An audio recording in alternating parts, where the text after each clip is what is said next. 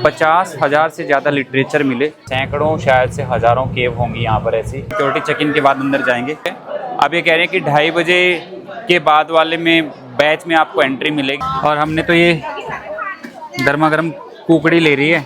तो भाई अब मगाओ केव्स को बाय बाय बोलने का समय आ गया। साइंटिस्ट तक हैरान है कि रेगिस्तान के अंदर इतनी पुरानी झील कहाँ से आई। ये जो आपको नज़र आ रहे हैं ये भाई आदमी हैं, बंदे हैं, मतलब रेत के अंदर से साउंड आता है। मैं अपना QR कोड स्कैन करूंगा। ये पहला लड़का है जो मैंने इसे तैयार देखा है। 2 मोंक बैठे हैं।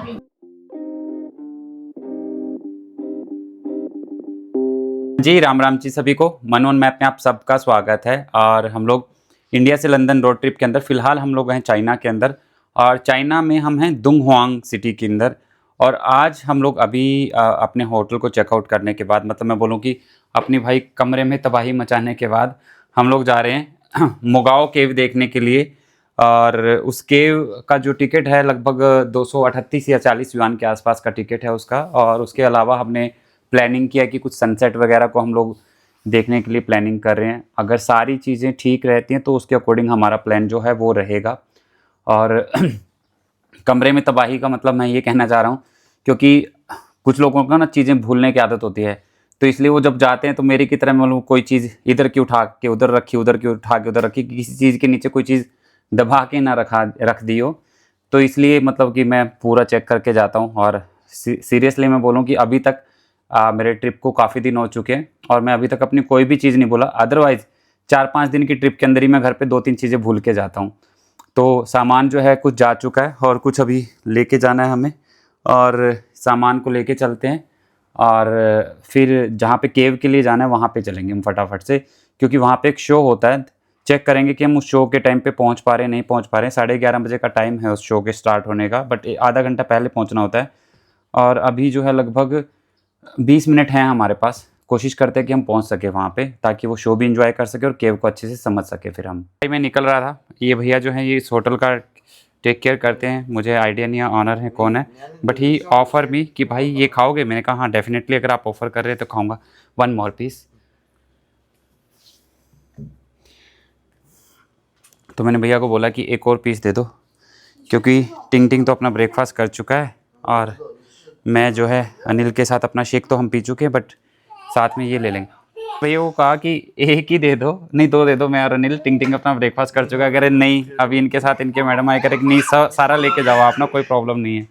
ये सारा मतलब यार बहुत अच्छे लोग हैं, बहुत मिलनसार लोग हैं। They are really great people. लगे हुए हैं। Thank you. खड़े हैं बाय करने के लिए। ये ऑनर हैं, दोनों केयर टेकर हैं यहाँ के। तो हम निकलते हैं। साइचे। तो भाई हम लोग निकल पड़े फटाफट से। अपना ब्रेकफास्ट हमने शेक वाला ब्रेकफास्ट ले लिया था, और जो होटल के ऑनर थे उन्हें हमने मस्क मेलन ऑफ़र किया, वो भी हमने अपने साथ में रख लिया। और अभी हम केव के लिए जा रहे हैं। कोशिश करते हैं कि केव में जो डॉक्यूमेंट्री मूवी चलती है उसके लिए हम पहुंच जाएं।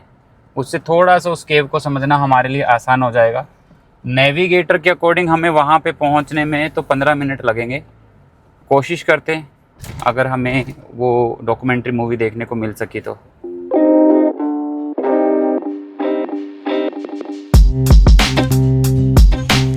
गाड़ी यहाँ पर हमने पार्किंग में खड़ी कर दी। अभी पार्किंग में तो स्पेस नहीं थी, हमने तो ऊपर ही चढ़ा दी भाई ना। गाड़ी एक और खड़ी थी, वहीं हमने ऊपर लगा दी अपनी। और ये देखो यहाँ पे कैसे कैसे ट्रक आते हैं, देखो। पूरा सामान लेके भाई पता नहीं कितने महीनों के लिए बंदा निकला होगा घर से। तो हम चलते हैं अंदर बुद्धा केव के लिए। इसे मुगाओ केव भी बोलते हैं और बुद्धा केव्स भी बोलते हैं इसे। और इसकी हिस्ट्री थोड़ा सा अंदर जाके जानेंगे। थोड़ी सी हमने अपनी टूटी फूटी अपनी पढ़ने की कोशिश की है। पहले टिकट लेंगे। टिकट के लिए हम यहाँ से नहीं है चाइना से, तो हमें अपने पासपोर्ट देने पड़ेंगे। और टिकट की जो कॉस्ट है लगभग 200 कितने की है भाई? 280 की टिकट है भाई इसकी ना। तो 280 को आप 13 से गुना कर लेना, जितने आते हैं उतने की टिकट है इसके की पर पर्सन की। और शायद लोकल के लिए भी इतनी ही है। आज सड़क क्रॉस करते हैं पहले। अंदर की पार्किंग फुल थी, आपने देखा ही है अभी ना। अंदर वो मिली नहीं जगह, तो बाहर ही पार्किंग में लगा दी हमने तो गाड़ी अपनी। तो फटाफट अंदर पहुंचते हैं और फिर जो है केव का एंजॉय करते हैं। नि हाओ। हम चाइना में नी हाओ कहना सीखे। नी हाओ मीन्स हेलो। हमें चाइनीज आ गई भाई, भाई हमें चाइनीज आ गई। एटलीस्ट एक शब्द तो आ गया, नी हाओ नी हाओ। हम बचपन में बिल्ली देखा करते थे, मियाओ मियाओ करती थी, अब नी हाओ कर रहे हैं हम। अभी हमें सबसे पहले जो है टिकट ऑफिस देखना है कि टिकट कहाँ से मिलेगी। आई थिंक उधर है भीड़ सी, वहाँ से मिलेगी। इधर तो टॉयलेट लिखा हुआ है। तो भाई ये आ गया टिकट काउंटर, और टिकट काउंटर पे पेमेंट करते हैं और अपनी टिकट लेते हैं।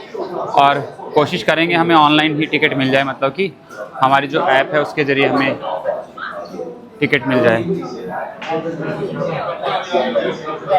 यहाँ पर जैसे हमारे वहाँ पर मिलिट्री वालों को अलग से काउंटर दिया जाता है कई जगह पे, तो यहाँ पे भी ये काउंटर दिया हुआ है। और हमारे साथ एक इशू क्या हुआ अभी कि जो अभी एंट्रेंस था वो अभी की क्वांटिटी इनकी पूरी हो रखी है, पूरी हो चुकी है। अब ये कह रहे हैं कि 2:30 बजे के बाद वाले में बैच में आपको एंट्री मिलेगी। तो हमने कहा कोई बात नहीं भाई, तुम दो ना, 2:30 बजे के बाद वाले में चल पड़ेंगे, क्या प्रॉब्लम है। इतनी देर गाड़ी उठा के कहीं और दूसरी जगह घुमाएंगे, हमें कौन सा किसी से पूछ के जाना है कि कहाँ जाना है कहाँ नहीं। कोई और लोकेशन ढूंढ लेंगे और फिर वो हम लोग मतलब कि वहाँ घुमाएंगे। तो कम से कम पहले टिकट तो लेते हैं अपनी 2:30 बजे वाले उसकी ना। काफ़ी कम्युनिकेशन करना पड़ रहा है, मतलब हमारा जो गाइड है उसको। और पासपोर्ट हमने इन्हें अपने शो किए थे, बोले कि अभी तो टिकट बुक हो चुकी, फिर देखते हैं अभी।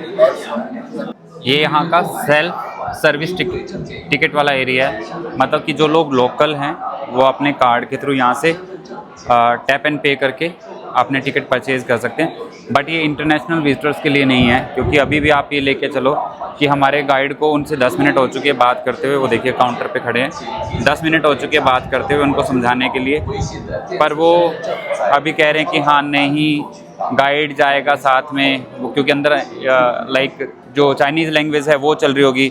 तो हमने कहा कि जब हमारे साथ ऑलरेडी गाइड है तो वो हमें ट्रांसलेट करके बता देगा ना भाई। एडिशनल जो वहाँ चल रहा है उसको वो ट्रांसलेट कर देगा वहाँ पर जो चाइनीज़ लैंग्वेज का चल रहा है, क्योंकि चलेगा तो अंदर चाइनीज़ ही लैंग्वेज का। तो पर उसको समझ में नहीं आ रही, पता नहीं क्या है। 1:30 बजे के आसपास कह रहा है कि आना, 2:30 बजे वाले शो में एंट्री करना। कोई बात नहीं, हम 2:30 बजे वाले शो में एंट्री कर देंगे। और ये ऐसा कुछ दिखता है अभी।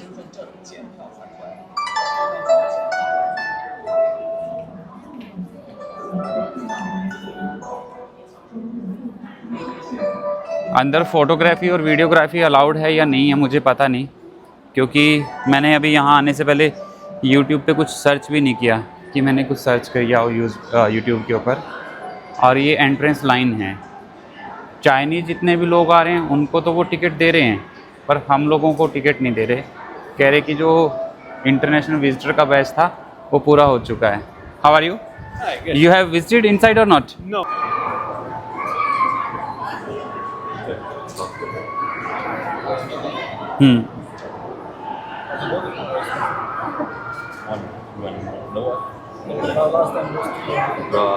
₹5 का है ये पानी, जो यहाँ से क्लिक करके वीचैट के थ्रू जो है वो पेमेंट कर रहे हैं भाई साहब। अभी 700 ml पानी पड़ा ₹350 का, नहीं 600 रुपये का, 60 रुपये का। धाड़ धाड़।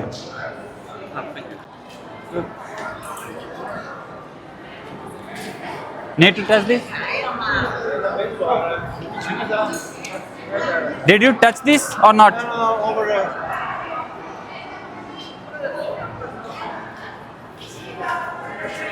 तो भाई हम लोग जा रहे हैं बुद्धा केव के अंदर, और बहुत सारी एक्साइटमेंट है। कारण क्या कि 250 रुपये वाली टिकट हमें 100 रुपये में मिल गई। और हुआ क्या कि अंदर कोई गाइड नहीं हमें मिला, क्योंकि गाइड लेने का समय लगभग 3 घंटे के बाद का था।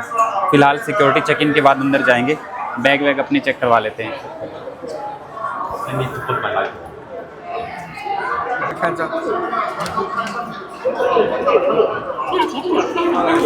तो ये बस है जो हमें अभी केव के लिए लेके जाएगी। ये लाइन बाय लाइन ये हमारे टिकट्स हैं, और हमने इन टिकट्स के लिए 100 युआन पे किए, मैं आपको पहले बता चुका हूँ। और बस में चलते हैं, बस में बैठते हैं और देखते हैं कि कितनी दूर जो है वो केव के लिए लेके जाएंगे हमें। मतलब कि यूँ कहें कि एक दुनिया ऊपर और एक दुनिया नीचे रहेगी। भाई बस में हम बैठ चुके हैं और बस में बैठने के बाद यहाँ पे रूल क्या रहता है कि आपको ये इस तरीके की सीट बेल्ट लगानी पड़ेगी। वो ड्राइवर जो आ रहे हैं वो यही बताने आ रहे हैं कि अगर बेल्ट नहीं बांधोगे तो बस जो टी टी करती रहेगी और ड्राइवर बस को चलाएगा नहीं। तो सभी के लिए बेल्ट बांधना कंपलसरी है यहाँ पर। और ये खतरनाक वाला मेन्यू है, देखिए वेजिटेरियन पर्सन के सामने ऐसे खतरनाक मेन्यू इन्होंने रखे हुए हैं। अंदर तो चलो डिज़र्ट्स है, बाकी पता नहीं क्या है क्या नहीं है, कि आप ये जाके खा सकते हो। किसी को ऑर्डर करना है ऑर्डर कर लेना, कॉन्टेक्ट नंबर भी लिखा है इन्होंने, कर लेना भाई ऑर्डर ना। तो चलते हैं फटाफट से केव की तरफ। भाई बाहर से देखने के बाद बिल्कुल भी नहीं लग रहा था कि इसके पीछे ऐसी भी दुनिया होगी कोई ना। ये देखिए पीछे बिल्कुल एकदम ऐसा स्पेस आ गया कि हाँ दूर तक कुछ भी नहीं है, रेतीला मैदान है। बस अभी हमें काफ़ी किलोमीटर अंदर तक लेके आ चुके हैं और दोनों तरफ का रास्ता इसी तरीके का है। मैं सिर्फ एक तरफ के रास्ते को रिकॉर्ड कर पा रहा हूँ और ये काफ़ी अंदर जिस जगह पे हमने टिकट परचेज़ की थी उससे काफ़ी अंदर हमें लेके आ चुकी है। और यहाँ पर साइड में हल्के हल्के पहाड़ जो हैं वो आने शुरू हो चुके हैं। दिख तो ये शुरू से ही रहे थे पर अब ये नज़दीक आ चुके हैं। भाई ये सामने जो है ये आई थिंक केव वाला एरिया शुरू हो चुका है। यहाँ पर बहुत सारी केव्स हैं, सैकड़ों शायद से हज़ारों केव होंगी यहाँ पर ऐसी, जो ये आपको अगर मैं इसे जूम करूँ और ये आपको विजिबल होंगी, ये देखिएगा ऐसी बहुत सारी केव हैं यहाँ पर। अभी बस स्टॉप हमें जहाँ पे रोकेगा शायद ये वाली केव्स तो हम विज़िट नहीं कर पाएंगे, ये वाली तो शायद हम सिर्फ बस में बैठे या सड़क से ही देख सकते हैं। और ये आ गया शायद इसका एंट्रेंस, यस ये रहा पुल, इसके पार जो है हमें उधर जाना है केव्स के लिए। तो बस पार्किंग में लगती है और हम उतर के फिर चलते हैं अपनी केव की तरफ। अपनी केव तो नहीं, मतलब जो केव हमें देखनी है उन केव्स की तरफ। ये रास्ता है जो हमें मोगाओ केव की तरफ लेके जाएगा और इस केव को बुद्धों की केव भी कहा जाता है। और इसका जो निर्माण है, मतलब कि क्योंकि ये यूनेस्को के अंडर आता है तो इसका जो निर्माण उन्होंने बताया कि लगभग चौथी शताब्दी में हो गया था। उससे मतलब कि 366 ईस्वी में होना शुरू हुआ था और लगभग 1100 साल लगे थे इस केव को बनने में। मतलब कि इसका प्रोसेसिंग जो था वो ऑनगोइंग चला ही जा रहा था।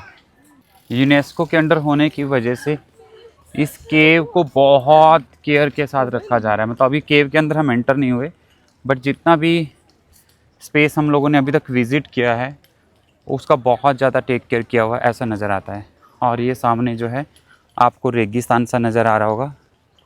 यहीं पे जो है इन्हीं पहाड़ियों के नीचे जो ये पहाड़ियाँ नज़र आ रही हैं चारों तरफ, इन्हीं पहाड़ियों के नीचे एक्चुअली में वो केव्स हैं सारी की सारी, और ये थाउजेंड्स के अंदर हैं। ये जो रास्ता है सीधे वाला ये हमें लेके जा रहा है बुद्धों की केव की तरफ।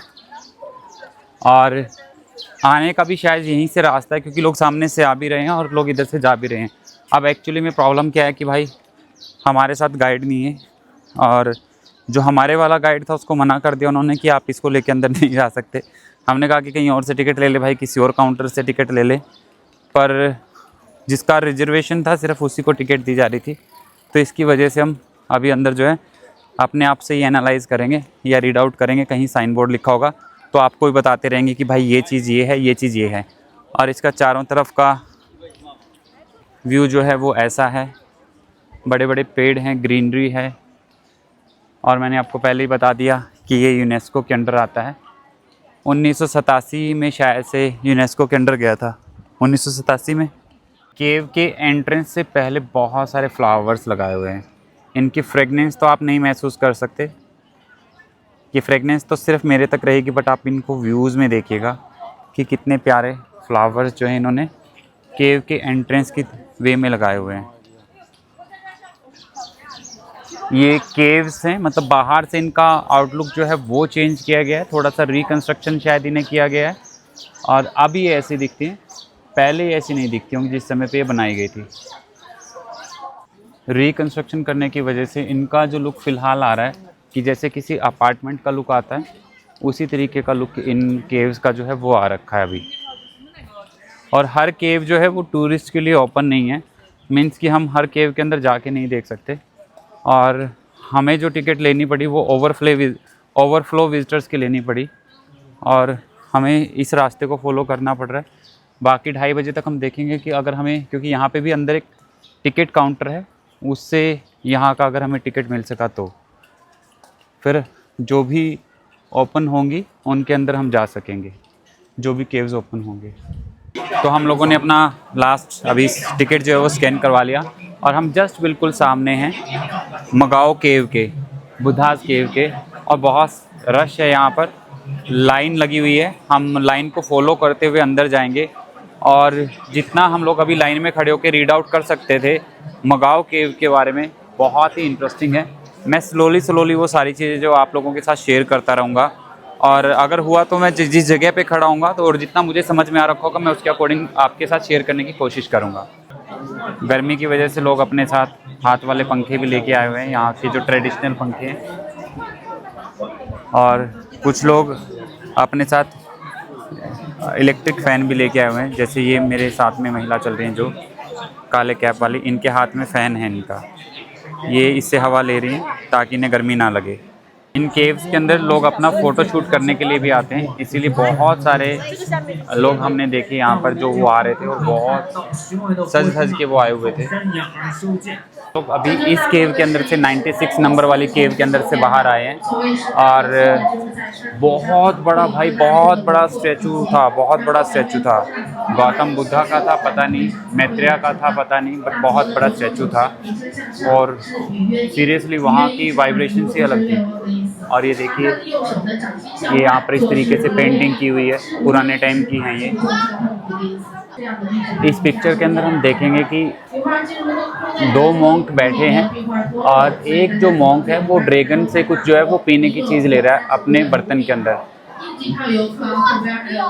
नेक्स्ट केव में एंटर करने से पहले मैं आपको बताना कुछ चीज़ें जो हैं वो मैं शेयर करता रहता हूँ, जो यहाँ पे लिखा हुआ है, जो मैंने पढ़ा है उसके अकॉर्डिंग। ये जो केव्स हैं ये सिल्क रोड के ऊपर आती थी, ओल्ड सिल्क रोड के ऊपर। सिल्क रोड मतलब कि पुराने टाइम पे ये जो रास्ता था यहाँ पे वो व्यापार के लिए इस्तेमाल किया जाता था, और ये रास्ता generally China, India, Nepal, Bhutan, Pakistan, Afghanistan, Iran, Uzbekistan, Kazakhstan, मतलब कि बहुत सारी कंट्रीज़ को कवर करते हुए ये जो रास्ता था ये इटली तक जाता था, एज़ पर माई नॉलेज। अगर गलत है तो प्लीज़ आप कमेंट में कर देना। और ये व्यापार का बहुत बड़ा रास्ता था जो उस समय पे लोगों के द्वारा इस्तेमाल किया जाता था। और यहाँ पे इन केव्स के अंदर आपको बहुत सारी ऐसी चीज़ें जो इंडिया के कल्चर को रिप्रेजेंट करती हुई हैं, चाहे वो भगवान शिव का पेंटिंग हो, गणेशा का पेंटिंग हो।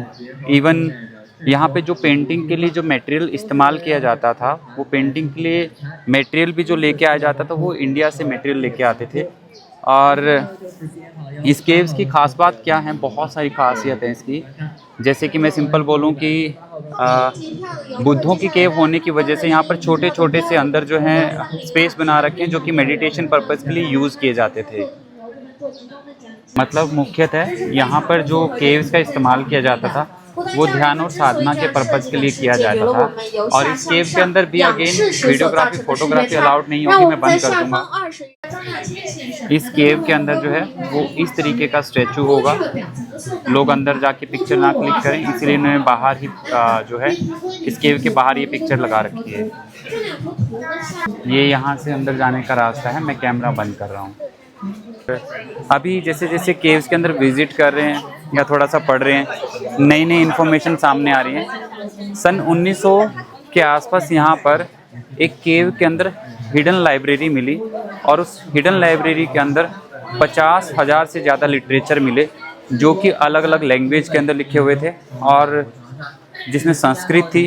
और कमाल है क्योंकि उस समय पे ये सिल्क रोड का हिस्सा था, तो संस्कृत भी थी, तिब्बतन भी थी, चाइनीज़ लैंग्वेज के अंदर भी था, और भी लैंग्वेज के अंदर जो थे वो लिटरेचर थे यहाँ पर, जो शायद अभी इन्होंने म्यूज़ियम में रख रखे हैं। हम लोगों के लिए कितने प्राउड की बात है कि ये हज़ारों साल पुरानी केव्स हैं, और इन केव्स के अंदर मतलब कि संस्कृत के अंदर के भी जो लिटरेचर्स हैं, अभी मैं बोलूँ कि भारत की यार एजुकेशन सिस्टम के अंदर सिर्फ संस्कृत गायब हो चुकी है, बट संस्कृत कितना इंपॉर्टेंट और कितना पुरानी है कि ये हज़ारों साल पुरानी गुफाएं हैं और इनके अंदर जो मिले सन 1987 के आसपास शायद मिले एक केव के अंदर लिटरेचर्स मिले जो कि संस्कृत लैंग्वेज के अंदर थे।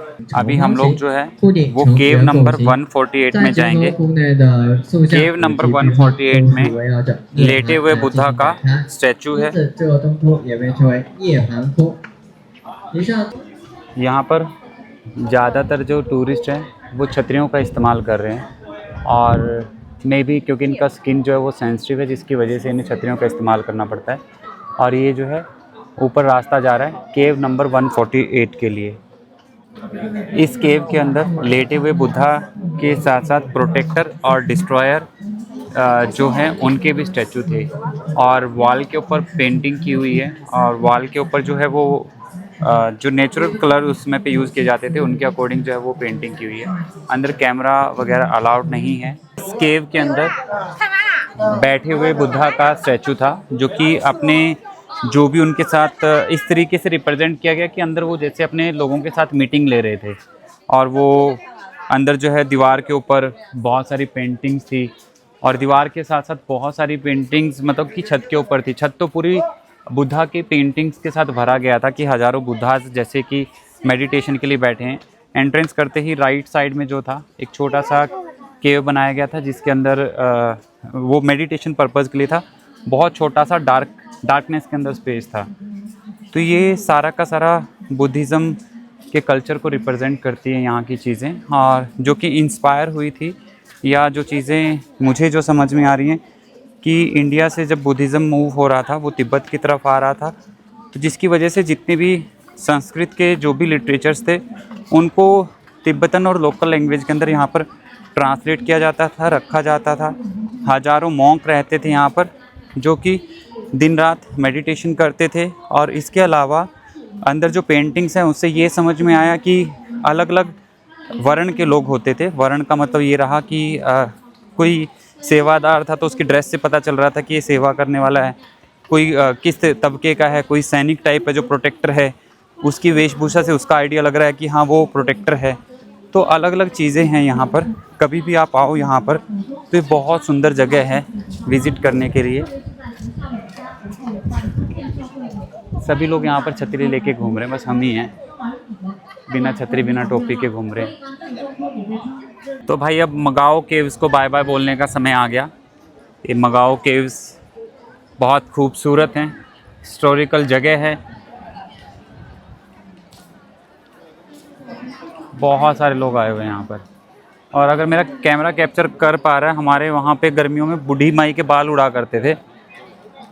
ऐसे ही कुछ चीज़ें अभी उड़ रही हैं यहाँ पे ना चारों तरफ।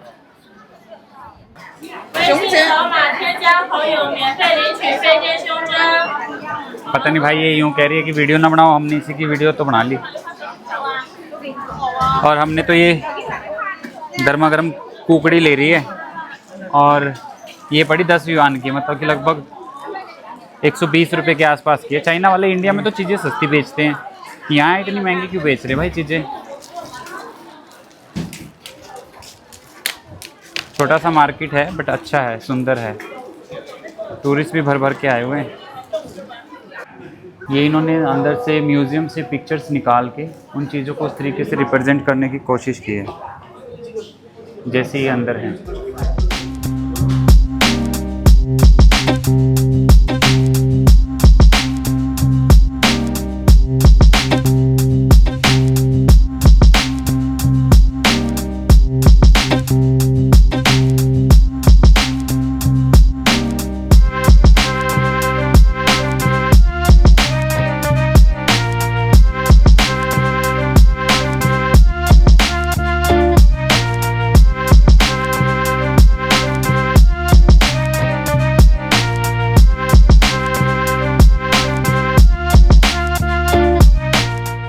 हम लोग फ़िलहाल मगाओ केव से बाहर आ चुके हैं। ये वो रास्ता है जहाँ से हम लोगों ने एंट्री ली थी, अंदर गए थे हम इस रास्ते से।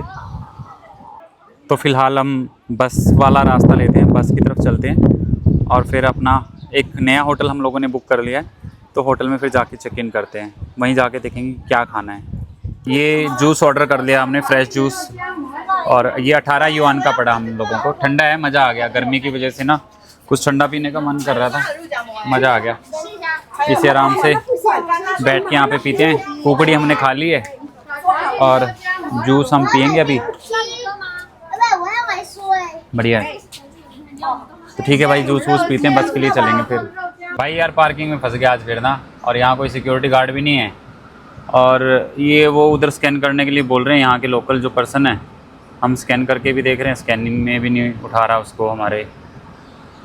पंगा ही है यार यहाँ ना, पार्किंग में गाड़ी खड़ी करना आफत सी है यहाँ, बड़ा सिंपल सा होना चाहिए। या तो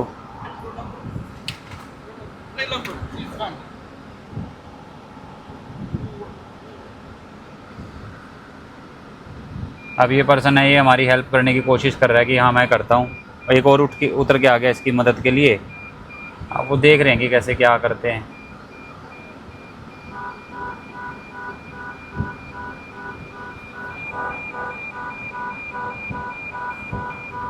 काफ़ी सारे लोग आ गए अब तो उतर के भाई, ये ना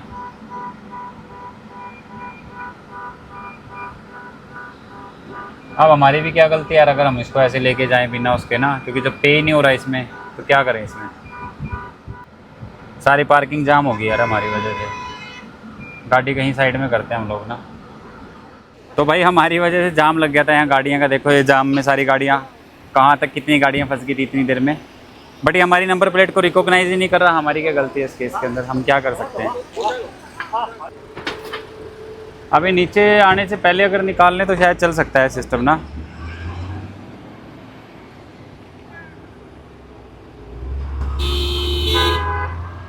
भाई ये बंदा है जो हमारी हेल्प कर रहा है पूरा ना। गाड़ी खैर मैंने अभी नॉन पार्किंग एरिया के अंदर खड़ी करी है यहाँ पे।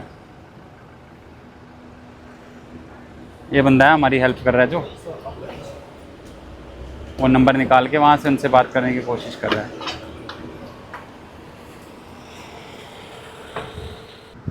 तो भाई अभी यही समझ में आ रहा है कि बहुत देर होगी ईमानदारी से क्या करें, जब कोई सोल्यूशन नहीं मिल रहा, किसी के कुछ समझ में नहीं आ रहा, तो गाड़ी जो है वो बैक करते हैं, और जब बैरिकेडिंग ऊपर होगा।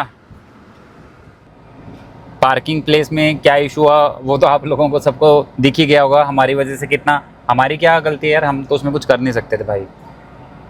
फाइनली क्या हुआ, जो पर्सन हमारी बहुत हेल्प कर रहा था वो ट्राई कर रहा था, इवन उसने अपने फ़ोन से भी पे करने की कोशिश की, उसने हमारा इंडियन नंबर भी रजिस्टर्ड करने की कोशिश की, आपको वीडियो में नज़र आ जाएगा कि रजिस्टर्ड करके पे करता हूँ। फिर हमारा जो चाइनीज़ नंबर था वो टेम्परेरी रजिस्टर्ड करके उसने पे करने की कोशिश की, उसके सारे हथियार फेल हो गए। फिर वो पार्किंग वाले बूथ से के ऊपर दोबारा गया, वहाँ उसने देखा पोस्टर लगा हुआ था जिसके ऊपर वहाँ का हेल्पलाइन नंबर छपा हुआ था। उसने कॉल मारी उसको, हेल्पलाइन नंबर वाले को, और फिर वो पर्सन जो जिसका वो नंबर था वहाँ पे वो कैमरे से पूरे पार्किंग को वॉच कर रहा होगा, तो उसने कहा कि ठीक है गाड़ी को पास लगाओ, मैं बैरिकेडिंग ओपन करूँगा, गाड़ी निकाल लेंगे ये लोग ना। तो फिर भाई हमने गाड़ी बैक की, जहाँ पे हमारी गाड़ी खड़ी थी वहाँ से बैक करके फिर हमने निकाली, उसने उधर से बैरिकेडिंग ओपन हुआ। इस तरीके से लगभग 15-20 मिनट के ड्रामे के बाद हमारी गाड़ी पार्किंग से बाहर निकली भाई। और जिसको इंग्लिश आती थी डेफिनेटली भाई वो मदद करने की कोशिश कर रहा था। अच्छे लोग हैं, अभी तक का जो एक्सपीरियंस रहा ठीक, अच्छे लोग हैं भाई, बढ़िया लोग हैं। और अब बिना पार्किंग के भागा, हम बिना पार्किंग फ़ीस दिए निकल आए, हम बच गए। हमारे 10-15-20 युआन सुबह से खड़ी की हुई थी हमने, 3-4 घंटे तो हो ही गए थे हमें कम से कम। तो अब फटाफट हम जा रहे हैं होटल पे अपने, और होटल में जाएंगे, पहले थोड़ा सा रिलैक्स होंगे, फिर देखते हैं कि खाने वाने का क्या सिस्टम क्या करना है। इंडियन फूड तो यहाँ मिलने से रहा, जो मिलेगा देखते हैं, गाइड से बात करेंगे, चावल और सब्ज़ी मिल जाएगी वही खा लेंगे। आपने एक कहावत तो खूब सुनी होगी कि आसमान से गिरे और खजूर में अटके। अभी हम लोग पार्किंग वाले इशू से निकले, तो उसके बाद अभी जो हमने होटल बुक किया था उसकी नेविगेटर की लोकेशन लगाई, और अभी ये पता नहीं किस तरीके के अपार्टमेंट्स के अंदर हमें लेके आ गया। यहाँ पे कोई होटल नहीं है, कोई इस तरीके की कोई चीज़ नहीं है, और एंट्री और एग्ज़िट जो है वो नंबर रीड आउट करने के बाद यहाँ पे ओपन होता है, जो बैरिकेडिंग का सिस्टम है। तो अभी गाइड से बात कर रहा है अनिल, क्योंकि गाइड भी कह रहा है कि मैं तुम्हारे वाले होटल में ही आ रहा हूँ, और वो शायद कहीं बाहर से कहीं रास्ता होगा, देखते हैं। अभी ये रास्ता है, 1 मिनट भाई, ये वाला रास्ता, ये वाला बैरिकेडिंग लेके हम लोग अंदर आ गए। और अभी मैंने गाड़ी, क्योंकि गाड़ी में बैठा मैं इसलिए हूँ कि कहीं कोई आके टोके ना। अपार्टमेंट्स के नियम अपने अलग होते हैं भाई, सोसाइटी के नियम होते हैं अपने। तो ये सोसाइटी सी टाइप की ही चीज़ है। पता नहीं यार ये होटल का एग्जैक्ट लोकेशन। दूसरा पंगा क्या है कि यहाँ पे गूगल मैप तो चलता नहीं, ए मैप चलता है इनका। अब ए मैप में भी कई सारे फीचर शायद ऐसे हैं जो हमें नहीं पता। तो एक बार गाइड से बात करके यहाँ से बाहर निकलने की कोशिश करते हैं। ये जो होटल है ये अपार्टमेंट्स के अंदर बिल्डिंग को रेंट पे लेके बनाया गया है। हम लोगों ने अपना सामान जो है वो नीचे अभी रख दिया है। और यहाँ पे एक इंटरेस्टिंग सी चीज़ मुझे नज़र आई, मैं आपको दिखाता हूँ। ये देखिएगा कि जो चाइना का ट्रेडिशनल कल्चर है उसके अकॉर्डिंग सिर्फ इतनी सी चाय पी जाए तो अच्छा है। मतलब 4 लोगों की चाय इसमें आ जाए जितना हमारा एक कप होता है। ये छोटी सी छलनी। तो चलो चेक इन करवाते हैं, चेक इन करते हैं फिर चलते हैं। ये जो पानी की बोतल रखी है यहाँ से हम आए और ये जो रूम है 201 ये हम लोगों को मिला है। और अभी रूम को एक बार देख लेते हैं भाई। ओ भाई चाबी वाबी कहाँ लगेगी? लाइट वाइट, अच्छा चाबी वाबी का कोई सीन नहीं है। अगर बटन दबाओ लाइट जगाओ। यहाँ पे भी जो है वो टॉवल उसी तरीके का दे रहे हैं जैसा लास्ट रूम के अंदर उन्होंने हमें प्रोवाइड किया था।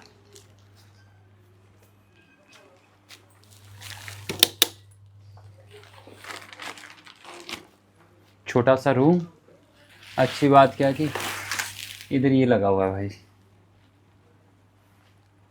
यहाँ से सड़क विजिबल है और ये रूम है। थोड़ी देर कमरे में सुस्ती तोड़ने के बाद फिर हम अभी लोग निकल पड़े। हम लोग यहाँ पे एक मिंगशा माउंटेन करके एक जगह पड़ती है तो वहाँ जा रहे हैं। काफ़ी अच्छा सीनिक मतलब कि प्लेस है, वहाँ पे काफ़ी सारे लोग आते हैं। तो टूरिज़्म की लिस्ट में भी यहाँ पे टॉप पे आता है वो। तो फ़िलहाल टैक्सी हम लोग बुक करने की सोच रहे थे, बट हमारी एप्लीकेशन के थ्रू टैक्सी में प्रीवियस जो हमने टैक्सी बुक की थी उसका भाड़ा जो है वो पेंडिंग दिखा रहा है। आई थिंक ये इस वजह से प्रॉब्लम आ रही है। उस दिन हमारे ऑनलाइन पेमेंट नहीं हुई थी, हमने उसे कैश दे दिया था और उसने पेमेंट को ड्यू दिखा रखा है ड्राइवर ने। हमने उसे कैश पूरा दे दिया था, उसने ड्राइवर ने ड्यू दिखा रखा है। और शायद इस एप्लीकेशन का कुछ कमीशन होगा उनके उसके ऊपर, तो जिसकी वजह से कह रहे हैं कि भाई पहले वो पे करो तब अपनी गाड़ी बुक करना। बताओ यार, 2 बार थोड़ी पे करेंगे हम, एक बार तो पे कर दिया। तो कोई बात नहीं भाई, अब थोड़ा सा पैदल चलेंगे और ये सामने जो है हाईवे आएगा आगे, वहाँ से टैक्सी को सीधा हाथ दे के बुला के और उसे अपनी जगह की बताने की कोशिश करेंगे। ये कुछ अपार्टमेंट से का एरिया है भाई ना, जहाँ पे ये होटल भी कुछ ऐसा ही था, अपार्टमेंट टाइप ही था कुछ। 9.4 रेटिंग की हुई थी लोगों ने। अब वो समझ में नहीं आया कि 9.4 रेटिंग किस हिसाब से कर दी थी लोगों ने उसको ना। हम तो ना करें 8 से ऊपर भाई उसको। देखो ताई चलते चलते भी वो देख रही यूट्यूब तो यहाँ बैन है तो यूट्यूब भी देख रही होगी। तो फटाफट से टैक्सी का करते हैं जुगाड़ कुछ भाई।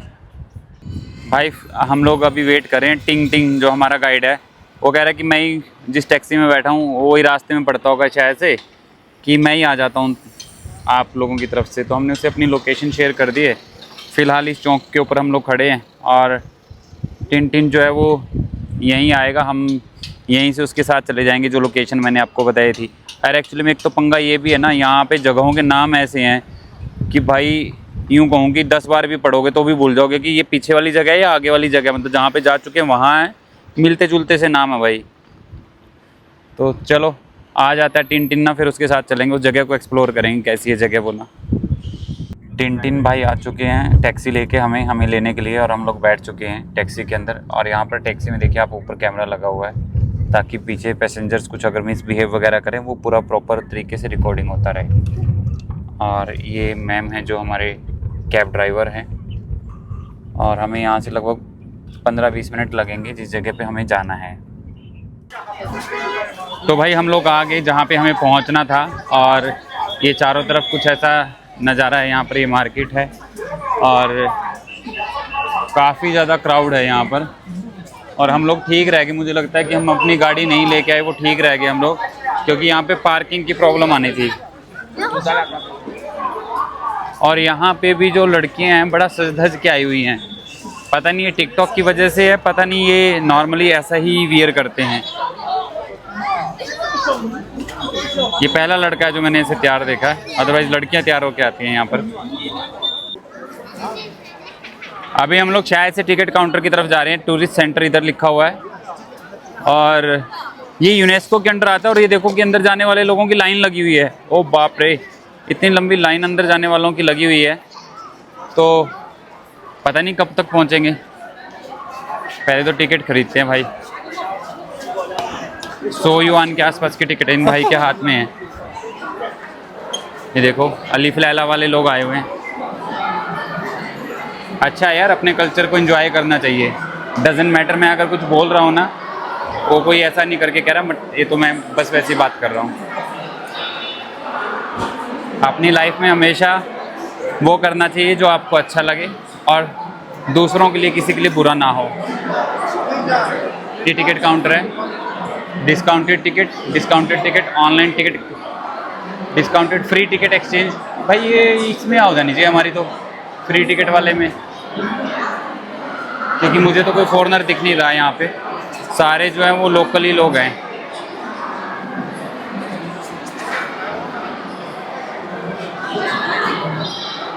वहाँ पे सेल्फ चेक इन का भी काउंटर है परचेज का। ये मैडम है जो हमारी हेल्प कर रहे हैं अभी, कि हमें ये जो है ये ऑनलाइन ही बुक करना पड़ेगा और इसका जो टिकट, इसमें हमारे नाम वगैरह की डिटेल डाली जाएगी। और 110 युआन का टिकट हमें कॉस्ट कर रहा है, तो 3 लोगों का हमें 330 युआन का कॉस्ट कर रहा है टिकट। और इसे हम अपने फ़ोन से नहीं कर पा रहे हैं, तो इसीलिए हम गाइड के फ़ोन का यूज़ कर रहे हैं। हम अपने गाइड को जो है वो पेमेंट जो है वो कैश में दे देंगे। तो भाई ट्राई कर रहे हैं, टाइम तो हो चुका है, हम लोग अपनी टिकट बुक करने की ट्राई कर रहे हैं। और 110 युआन का टिकट है, मैंने आपको ऑलरेडी बता दिया। और भीड़ बहुत है यहाँ पे, बहुत चैंपे हो रखी है।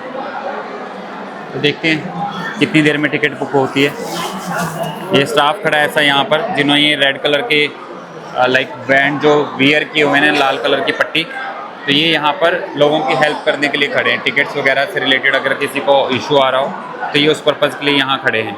ये भाई मेरी टिकट है और यहाँ से जो है एंट्रेंस हो रहा है हमारा। और ये इसके साथ मैं मतलब कि फ़ोटो खींचेगी मेरी, कि कौन पर्सन अंदर गया उसकी फ़ोटो खींचेगी तो एंट्री मिलेगी। ये दिख रहा है आपको। ऐसा आज की मतलब कि कुछ एयरपोर्ट्स के ऊपर भी फैसिलिटी शुरू हो चुकी है, बट यहाँ पे हर जगह पे है ये गाइड गया हमारा और वो उसके पीछे मेरी फ़ोटो नज़र आ रही है आपको।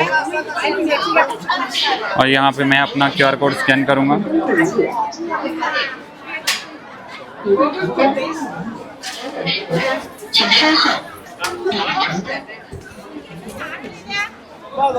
तो फिलहाल टिकट को रखते हैं संभाल के, क्योंकि बरसात का मौसम हो चुका है। और अगर बरसात होगी भाई पता नहीं 100 रुपये कहीं गए, 100 रुपये गए भाड़ में वाला काम ना हो जाए। ये सभी लोग, बहुत सारे लोग भाई, पूरा यहाँ पे ना बहुत सारी दुकानें। सबसे ज़्यादा दुकानें जो मुझे लग रही थी वो मेकअप वाली ही थी, मेकअप और ड्रेस वाली। ये लोगों को मतलब तैयार कर कर के अंदर भेज रहे हैं। और ये एक फ़ोटो खिंचवाने आते हैं, पता नहीं कितनी सारी फ़ोटो खिंचवाने आते हैं।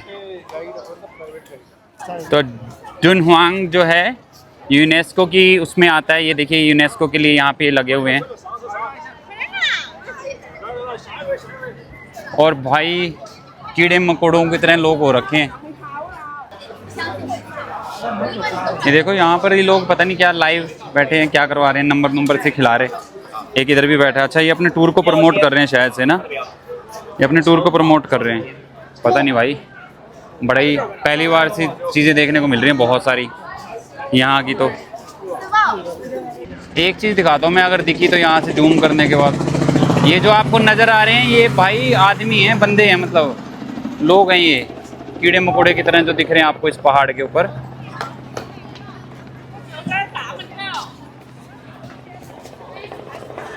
ये देखो, सही है। तो भाई हमें उस तरफ जाना है, कोशिश करेंगे जैसे ही बीच में गैप पड़ेगा तभी हम उस तरफ क्रॉस हो जाएंगे।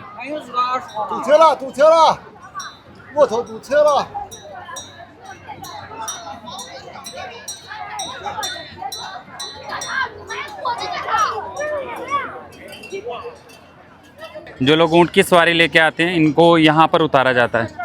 यहाँ देखिए सारे लाइन में आ रहे हैं, यहाँ इनको उतारा जाएगा। और हर एक ऊँट को ऑपरेट करने के लिए कोई पर्सन नहीं लगा हुआ। मतलब यहाँ पे उतारने के लिए तो चलो बंदा है, बट जब ये ट्रैवल कर रहे हैं तो कोई साथ में ज़रूरी नहीं है कि पर्सन हो इनके। 10-12 ऊँट के पीछे एक ही पर्सन था जो मैनेज कर रहा था उन्हें।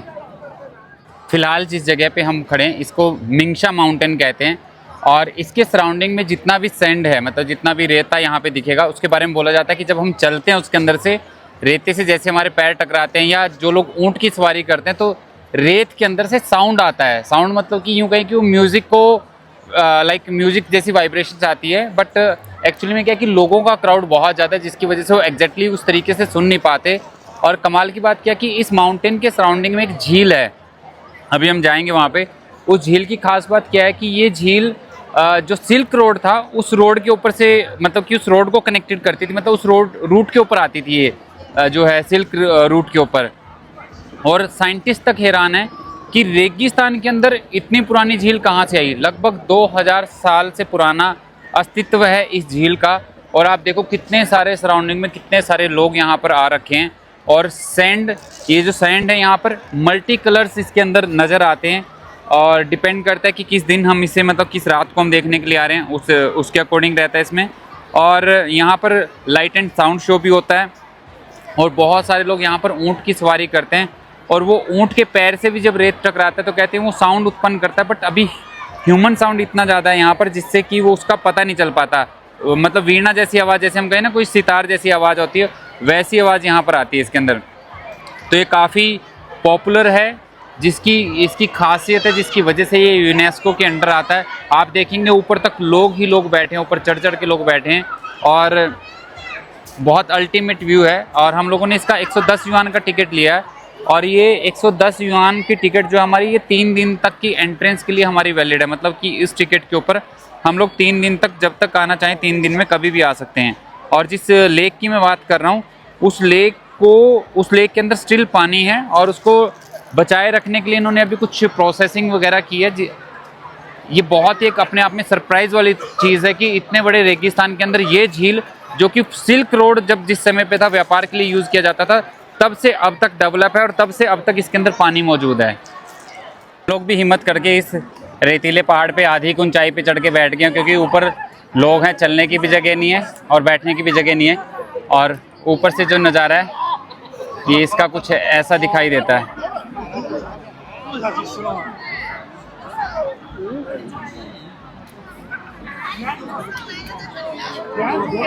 ये वो लेक है जिसकी मैं बात कर रहा था आपसे। ये चांद के आकार में दिखाई देती है लेक। मैंने मेरी लाइफ के अंदर किसी टूरिस्ट प्लेस के ऊपर, ठीक है, स्पिरिचुअल प्लेसेस के ऊपर तो बहुत भीड़ देखी है, बट टूरिस्ट प्लेस के ऊपर आप देखोगे मेरे पीछे हज़ारों लोग हैं।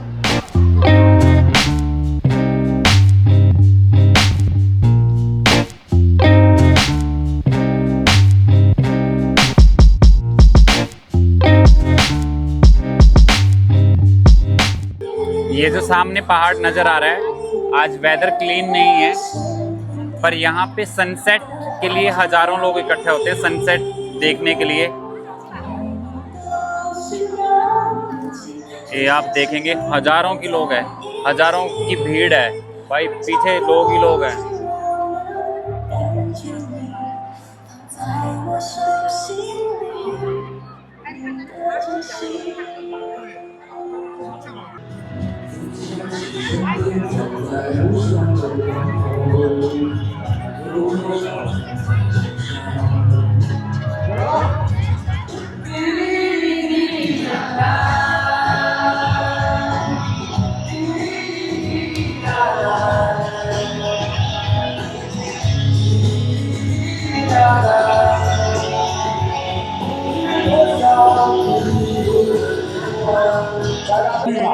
来了，朋友们，接下来我们再一次亮起手中的灯光，倒数3、2、1，做好准备了，做好准备，3、2，加油！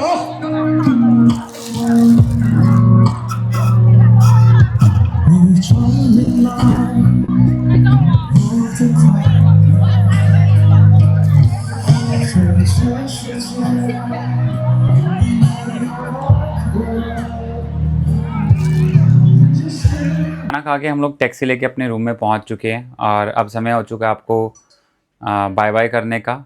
चैनल को शेयर करना, सब्सक्राइब करना और लाइक करना बिल्कुल भी मत भूलिएगा। मिलते हैं एक नए व्लॉग में। शुभ रात्रि।